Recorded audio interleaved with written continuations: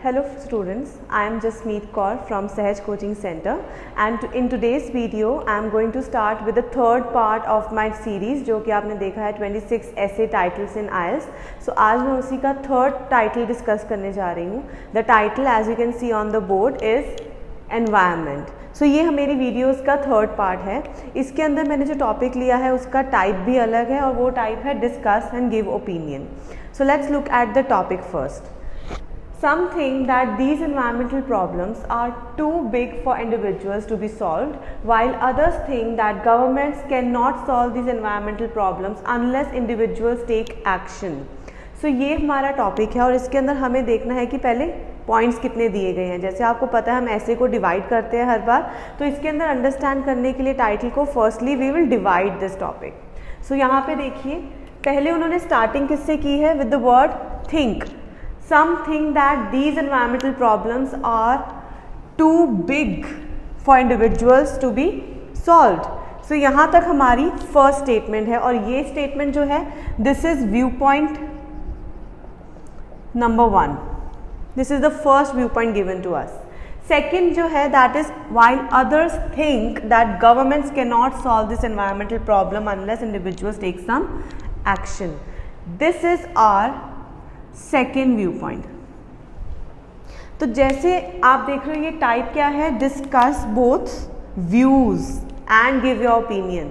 तो इस टाइप में हमें कभी भी बैकग्राउंड स्टेटमेंट नहीं मिलती है.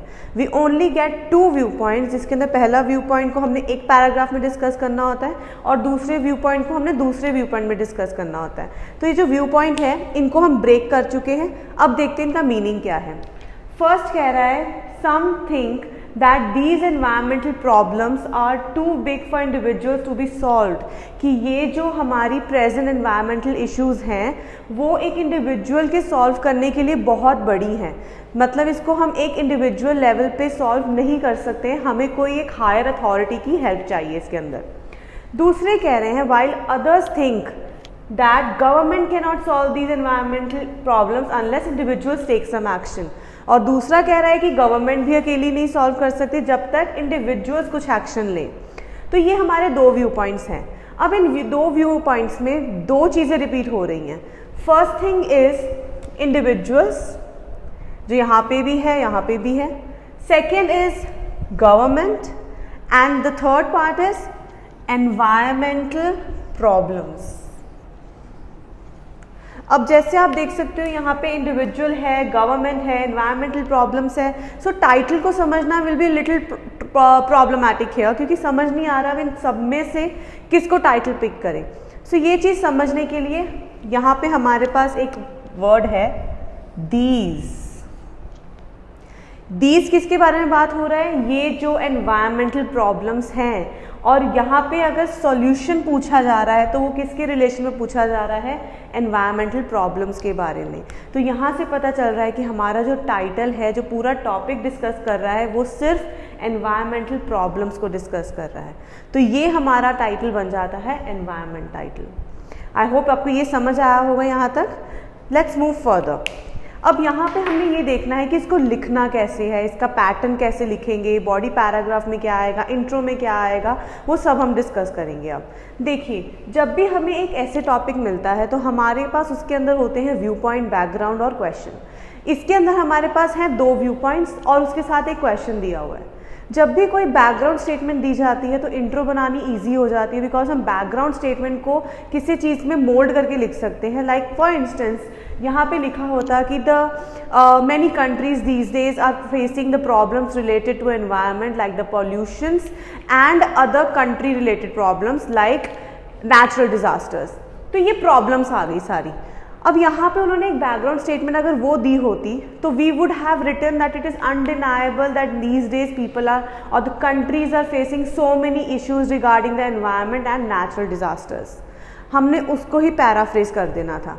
लेकिन यहाँ पे हमारे पास सिर्फ दो व्यू पॉइंट्स है, कोई बैकग्राउंड स्टेटमेंट नहीं है. तो इसके लिए हम कैसे लिखेंगे. देखिए यहाँ पे अगर देखा जाए तो दो लोगों के बीच में डिबेट चल रही है. दो तरह के लोगों के बीच में डिबेट चल रही है जहाँ पे पहले कौन है, एक साइड सम थिंक दैट और दूसरे कौन है, अदर्स थिंक दैट. मीन्स हमारे पास दो डिबेट दी गई हैं. तो जब भी हमें डिबेट दी हुई है जिसके अंदर हमने डिस्कस करने हैं व्यूज़ को, मेक श्योर आप अपनी जो एक इंट्रो स्टार्टअप कर रहे हो उसके अंदर आप यूज़ करो इट इज़ हाईली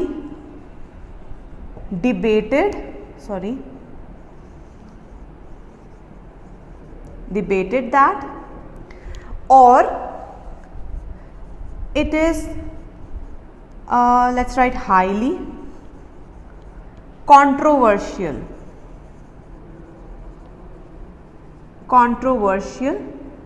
that। अब ये हमारी जो हो जाएंगी हुक लाइंस हो जाएंगी इंट्रोडक्शन के लिए। अब यहाँ हमें ज़्यादा सोचना नहीं पड़ा।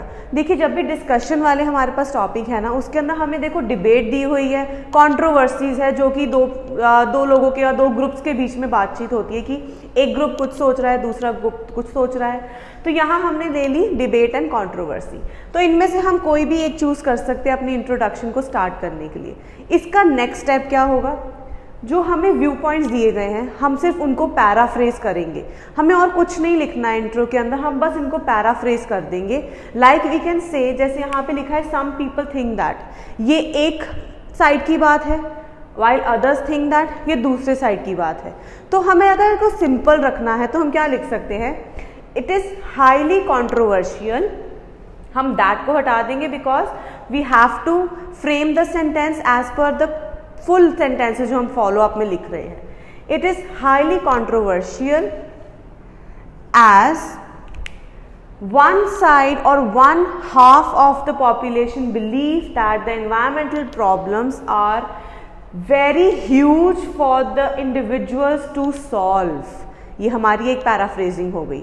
दूसरा, on the other hand they believe that the government as well cannot solve these environmental issues unless or if the individual do not take some actions। ये हमारी दूसरी पैराफ्रेजिंग हो गई। तो इसके अंदर हमने क्या किया, सिर्फ एक हमने यहाँ अपनी एक हुक लाइन ली, दोनों व्यूज़ को पैराफ्रेज कर दिया। इसके जो एंड में हमने पैराफ्रेज खत्म हो जाएगा, फिर हमारी थीसिस स्टेटमेंट आ जाएगी। हम यहाँ पे देखो लिखा हुआ है discuss both views and give your opinion. तो we can simply write this essay intends to provide a suitable opinion before we can discuss these view points. तो ये हमारे आ जाएगा थीसिस स्टेटमेंट। और आप लिख सकते हो कि this essay intends to delve into the opinion which is discussed after the discussion of the two view points. तो हमें कोई भी तरह से हम सिंपली इसको पैराफ्रेज करके लिख सकते हैं। आई होप ये आपको समझ आया होगा कि इस टॉपिक में क्या है और व्यूज़ कैसे लिखने हैं। अब जब भी हम अपने पॉइंट्स बना रहे हैं उसके लिए क्या है कि आपको एक टाइम मैनेजमेंट चाहिए, जिसका हमने किया है 40 मिनट्स। अगर आप ऐसे को दे रहे हो तो 5 मिनट्स में आपने प्लानिंग करनी है। ऐसे देखने में आपको बहुत ही ज़्यादा ये डिफ़िकल्ट लगेगा कि ये बहुत टाइम कंज्यूम कर लेगा अगर एक एक पॉइंट को मैं समझूंगा और एक एक चीज़ को मैं पैराफ्रेज करूँगा। But if you keep on practicing this way, तो ये जो है आपको 5 मिनट्स भी नहीं, आपको सिर्फ 2 मिनट्स लगेंगे। आप क्या करोगे, फिर आप इसको जब रीड कर रहे होगे आपको तभी समझ आ जाएगा कि इसका कीवर्ड क्या है, इसको सिनोनिम क्या है, इसका टाइटल क्या है, इसको मैं कैसे फ्रेम कर सकता हूँ। वो करना बहुत ईजी हो जाएगा once you keep on practicing it this way. Now when we are writing the points for this, points के लिए हमें क्या करना है, we have to keep one thing in mind, जो है एनवायरमेंट। एनवायरमेंट, इंडिविजुअल और गवर्नमेंट। जो हमारा फर्स्ट व्यू पॉइंट है रिगार्डिंग द इंडिविजुअल्स, उसको हमने डिस्कस करना है कि इंडिविजुअल्स अपने अकेले क्यों नहीं सॉल्व कर सकते हैं। तो उसके अंदर पॉइंट आ जाएगा कि individual alone can not handle the issues of the environment which are in the all 4 corners of the city. एक इंडिविजुअल नहीं कर सकता है पूरी सिटी को सॉल्व। वो अपना एरिया सॉल्व कर सकती है, प्रॉब्लम उसके एरिया में आ रही है वो कर सकता है, वो प्लांट कर सकता है ट्रीज को। बट वो जो एक वाइडर स्केल पे डिफॉरेस्टेशन हो रहा है, जो वाइडर स्केल पे पॉल्यूशन एक्सक्रीट हो रहा है, वो चीज़ वो सॉल्व नहीं कर सकता है। तो हमें क्या देना है, एक पॉइंट देना है, उसके साथ रीज़न भी देना है। इसके अंदर आप एग्जाम्पल भी दे सकते हो कि लाइक अगर कोई यहाँ सी में ऑयल स्पिल हो गया है या फिर वहाँ कोई फॉरेस्ट फायर है जो कि बहुत पॉल्यूशन क्रिएट कर रही है, वो तो सिर्फ नेशनल गवर्नमेंट और नेशनल सिक्योरिटीज़ ही कर सकती हैं। तो वो चीज़ गवर्नमेंट नहीं कर, इंडिविजुअल नहीं कर सकता है। सेकेंड जो कह रहे हैं कि यहाँ पे गवर्नमेंट अकेली नहीं कर सकती है, इसके लिए आप लिख सकते हो कि अगर गवर्नमेंट कोई लॉज या रूल्स इम्प्लीमेंट कर रही है तो गवर्नमेंट को इंडिविजुअल का सपोर्ट चाहिए कि उनको आगे जाके यूज़ किया जा सके, उसको इम्प्लीमेंटेशन में हेल्प मिले।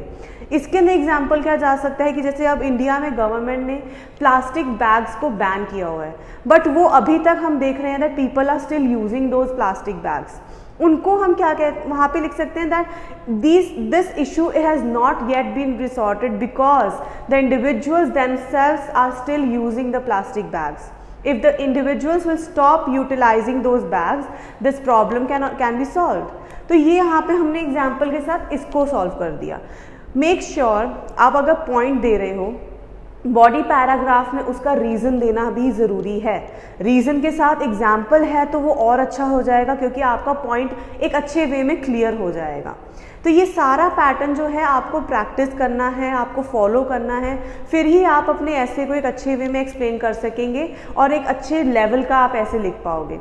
इसके साथ साथ इट्स बेटर कि आप कुछ सिनोनिम्स, कुछ वर्ड्स इस एनवायरनमेंट के रिगार्डिंग याद कर लें, क्योंकि देखिए ये टाइटल तो यही आएगा, लेकिन अगर आपके पास अच्छी वोकैबुलरी है, आपके पास अच्छे कनेक्टर्स हैं, तो आपका ऐसे और बेटर बन सकता है। तो keep practicing that way. So that was all for today's video. If you liked my video, so please don't forget to like it. हमारे चैनल पे न्यू हो तो सब्सक्राइब कीजिए and stay tuned for more. Thank you.